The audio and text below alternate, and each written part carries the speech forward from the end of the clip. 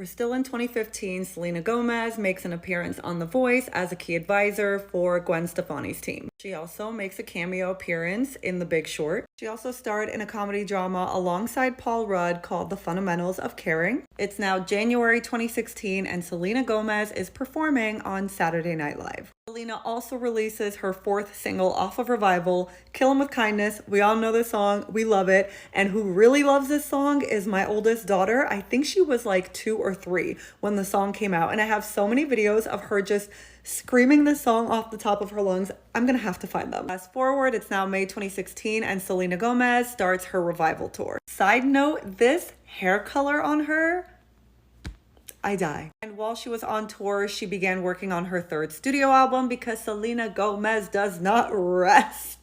After 3 months of being on tour, she ended up canceling Europe and South America because of anxiety, panic attacks, and depression caused by her lupus. So before Selena canceled tour, her and Charlie Puth put out this single, We Don't Talk Anymore, and I'm trying to refrain myself from singing, but I can't help it. This song was my everything. We don't talk anymore like we used to do. I'm not sorry. He also came on stage during tour and performed it with her. And this song was certified 5 times platinum.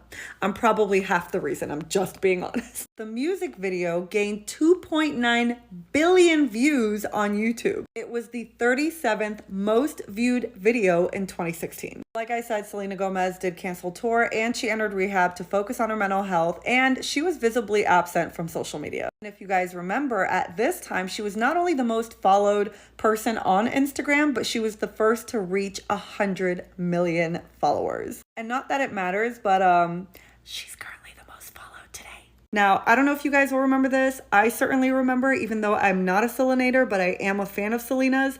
I remember her being absent from like public eye and appearing at the American Music Awards and being like, oh my gosh, she's there. She was nominated for Best Artist of the Year and she won, and she gave a very moving speech. I didn't look it up, but I'm going off of memory. And I remember her talking about how she didn't want to see young girls showing off their bodies on social media and how she wants to see more of their heart. And it was just a very moving speech. Can we also just give a moment of silence to again admire her in another red ensemble?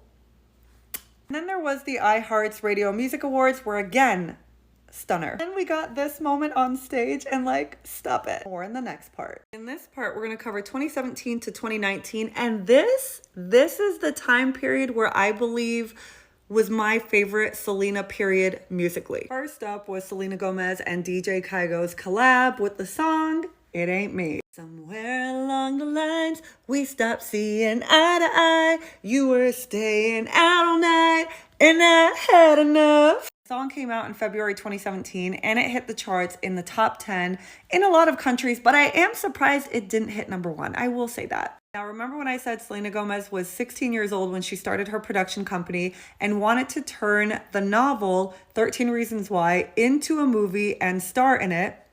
She held on to that until this very moment, March of 2017. She executive produces the series and it premieres on Netflix, and it was a huge hit. Now, it's not to say the show did not receive backlash because it was saying they were glamorizing people unaliving themselves, but I think it was such an important topic to tackle. Selena did address the controversy. She said they stayed true to the book, and she also said it was beautifully tragic, complicated yet suspenseful story, and I think that's what we wanted to do. We wanted to do it justice, and yeah, the backlash is gonna come no matter what. It's not an easy subject to talk about. But the show was very successful. It was not only a show that was the most tweeted about in 2017, but it was also the most watched original streaming series of 2018. May 2017, Selena Gomez releases another single called Bad Liar, and she had a vertical music video to go along with it, but you could only watch it on Spotify. And it was the first ever music video to premiere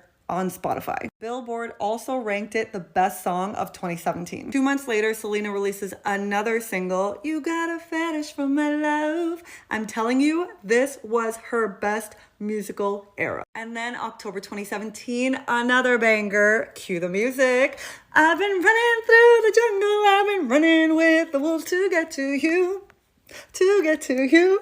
The song only peaked at number 20. I'm not about to cuss anybody out, so we're just gonna move on. And then Selena performs Wolves at the AMAs and surprised us with this blonde beauty. Now, this performance was very emotionally charged, but fans were speculating that Selena Gomez had a panic attack while performing on stage.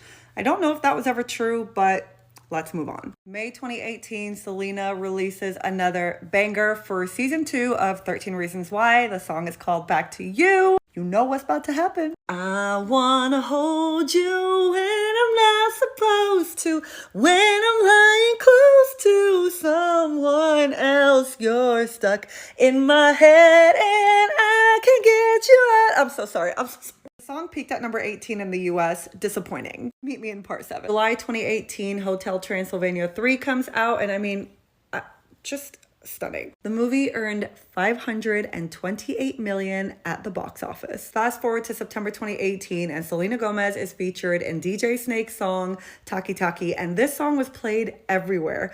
Do I dare sing it in Spanish? Bailame como si fuera la última. That's all I got for you. Taki taki, taki taki rumba. Again, it only peaked at number 11 in the US. I don't understand how Selena has so many freaking fans and the songs don't hit number 1.